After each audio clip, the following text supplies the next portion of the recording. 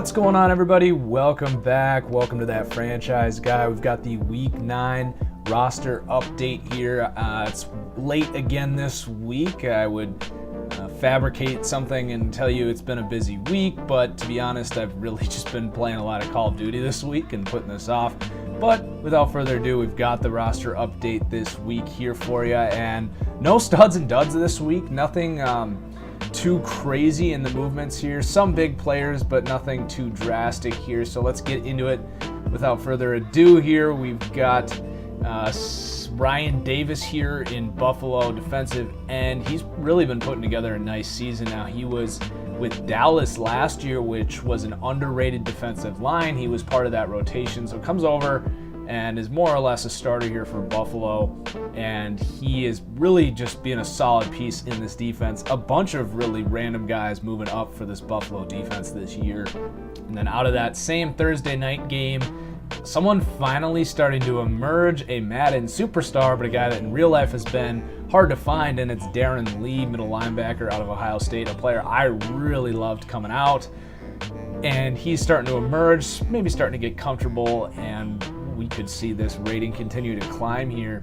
And then a lot of changes here for this Falcons team. I paid really close attention to this game this week. So Keanu Neal had an unreal game, 2 legitimate strip balls. So he goes up +2. He has been having a nice year, but he was already rated pretty high. So this is the first time he goes up this year. And then we will have some fallers from this Atlanta game in a minute here. And then more Carson Wentz talk here. No secret how much I love Carson Wentz. And he goes up 1 again this week, which puts him as the 6th best quarterback in my rating. So behind Rodgers, Brady, Breeze, Luck, Russell Wilson, and then Carson Wentz now. Now I will say, as Madden tends to do when an MVP candidate breaks out, his rating in EA's rating might actually surpass my rating of Carson Wentz, believe it or not, even though I absolutely skyrocketed him early. I'm not the type to overreact quite as much, and as has been seen with MVP quarterbacks in the past. Now, I don't think this is the case with Carson Wentz. I think he is much better than Matt Ryan and Cam Newton, which is why I'm so much more willing to rise him so fast. And we're going to talk about Matt Ryan as another faller in a minute here, but don't really need to talk about Carson Wentz. You guys are smart. You know how good of a football player he is. For the Colts, the struggling Colts who seem to have given up on the year, Joe Hag goes up +1. Solid PFF grade this week at the right tackle position, just getting into that starting caliber range rating for the right tackle. And then the next guy here is someone I've totally overlooked, but DJ Reader has been a diamond in the rough for this Texans defense, who's still kind of hanging on despite losing virtually everyone. DJ Reader has been really dominant up front. We'll continue to monitor Reader as he's a young guy kind of starting to break out as a nose tackle. And then the Rams just exploding on offense yet again. So more risers this week. Rob Havenstein moving on up the right tackle.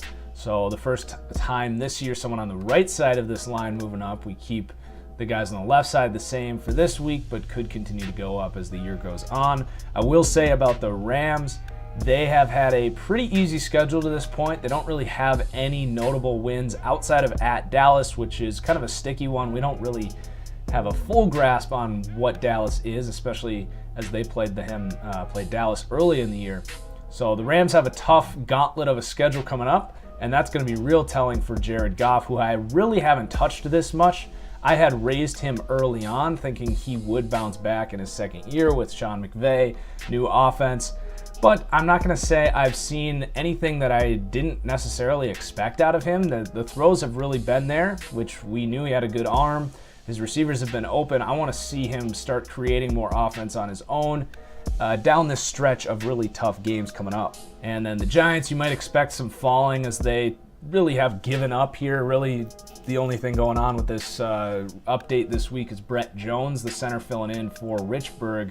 He goes up +2. Now, the Giants were already lowered a ton, obviously. I mean, Eli Manning I have as a 73 from many weeks ago. And I'm really not focusing too much on their performance right now because they seem to be playing to get Coach McAdoo fired right now. So what we're seeing on tape might not necessarily be a reflection of what these guys are. Some risers for the Saints now who have been a pleasant surprise this year. So David Onyemata, young defensive tackle, has been part of this rotation, and he's been playing real well when he gets in there. And then really no surprise, Alvin Kamara, who has been having an excellent rookie year, just part of probably the best rookie running back class we've seen ever. I don't know. But Kamara really fits this scheme. He's a great package with Mark Ingram, who is more of the bruiser here, and I just love this combo.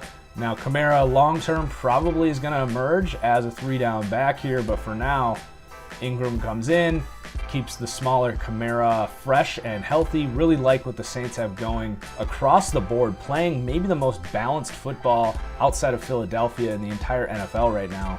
And then Arizona, we got one guy moving up here. It's Olsen Pierre, the defensive end, defensive lineman.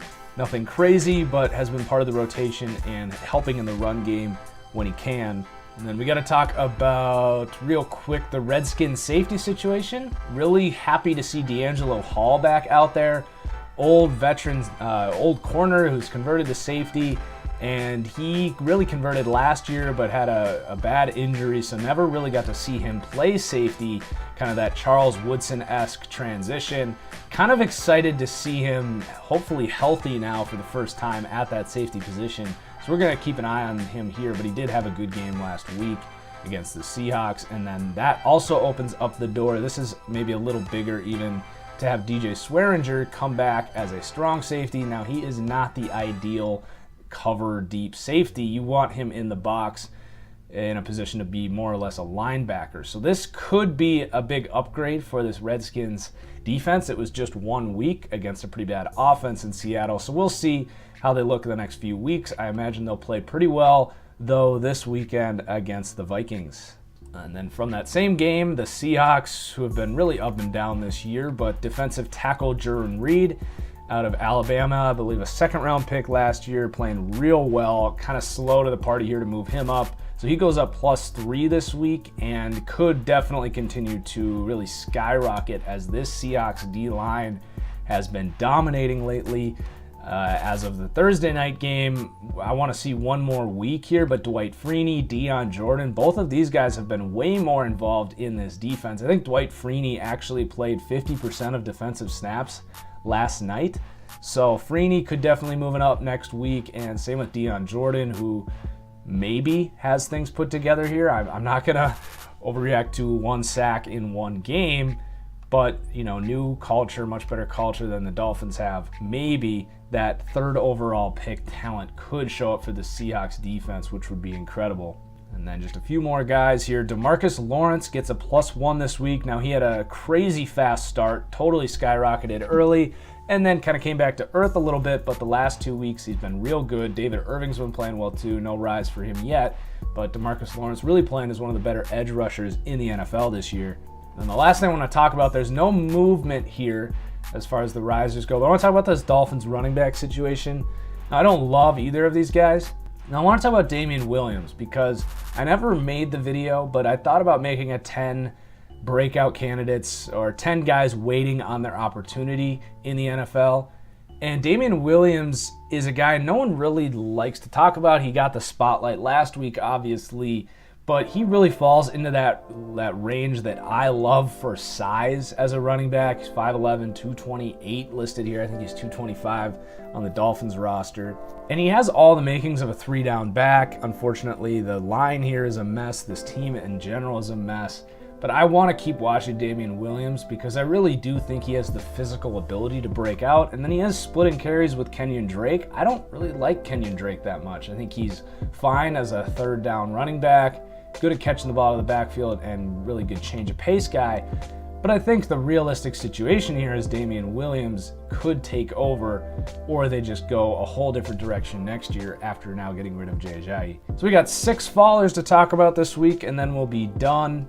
The first guy is Vontae Davis, who's dealing with an injury issue, gets released by the Colts, probably won't be a point of conversation until free agency this upcoming spring. So I think he'll get a decent contract, something like this free agent menu has here, like a 3-year, $22 million deal, probably a front-loaded bonus. Anyway, I think he's got some game left. He's only 29, but the injury rating does come down, and it's definitely a concern that a team like the Colts would release Avonte Davis. But hopefully he's not hitting that Darrelle Revis point already in his career, but maybe. And then the Patriots pick up Martellus Bennett, who gets released by the Packers. Now, Martellus Bennett comes down 11, and he really was having a bad year in Green Bay. It seems apparent that that shoulder injury, a torn rotator cuff, is a big piece of that. I believe he said he's going to retire after this year. So it's a very low-risk pickup for the Patriots. I don't think he's going to contribute one bit in the receiving game. They have Gronk. They have Jacob Hollister, who's been a pretty good receiving tight end for him. Martellus Bennett, to me, at this point, is Dwayne Allen's backup as the run-blocking goal line guy and then a third-down pass protector. We'll probably only see him in 3 tight end packages and then in the case of an injury. But you will also notice Martellus Bennett's injury has been dropped way down, as I don't think we're really going to see much of him for the rest of his career. And for the Falcons, Deion Jones, who was rated real high coming off a breakout rookie year, has been very quiet, so he just kind of comes down to earth a little bit, -2 this week. And then Matt Ryan yet again. And man, it is awful watching Matt Ryan play football. I do not know how he won an MVP last year. I get the stats, but God, you take away Kyle Shanahan, and Matt Ryan is a completely average quarterback. You see him missing deep balls, does not add anything by himself, does not extend plays. Now, I'm going to use film for the first time on this channel here. Other YouTubers do it without getting copyright striked. I don't know how. We're going to see how this goes, but I need to use this play to show you what I'm talking about here. At the pinnacle of this was on a critical drive, I think in the third quarter. Matt Ryan rolls out to his left on 2nd and 1. And what does he do? He goes down for a 5-yard sack. Are you kidding me? Throw the ball away. That is elementary stuff right there. You've got to be kidding me. Now, I don't think I'm being dramatic when I say that this is one of, if not the dumbest plays I have ever seen by an NFL quarterback. A stupid throw over the middle is one thing, but this is basic stuff right here. You have got to throw that ball away on a critical situation late in a close game.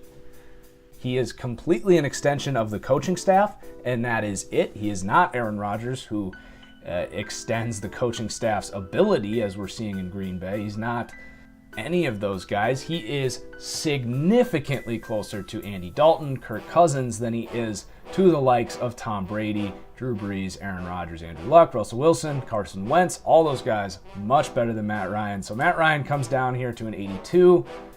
Which, let's see, puts him at, I believe, the 11th spot here. So we got 7th, 8th, 9th, 10th, 11th. So one spot above Cam Newton, the MVP winner from a year ago. And this is much more comfortable for me. He was a 96 coming out this year after the MVP season. So much happier to see everything we already knew about Matt Ryan coming back to earth and really revealing itself there. And what a shame, because with the rest of the NFL in shambles, the Falcons are basically wasting this opportunity with perfect health this year. And then Derek Wolfe falls quite a bit this week. You could call him the dud of the week, but it's really just an extension of what he's done this whole season. He wasn't necessarily bad this week, but Derek Wolfe comes down 5. He was an 86, and I think what we're seeing with Derek Wolfe is that he's a really solid defensive lineman. Obviously, still have him rated pretty nicely here at 81. But 86 means you're a superstar player. You make the guys around you better. That does not seem to be the case, as he's been on the field all the time, and this defense has been really not bad, but they've been dropping off, and he's definitely suffering from a lack of production from this defense. And our very last guy this week is for the Cardinals, and nothing huge here, but Alex Boone, the offensive guard, and he is going to go down 2 this week. Really just playing pretty mediocre after being cut by Minnesota and coming over to play for this pretty bad Cardinals line. So that does it for the update this week, guys. Let me know your thoughts on these risers and fallers. Cheers, everyone. Have a good weekend. We'll see you next week.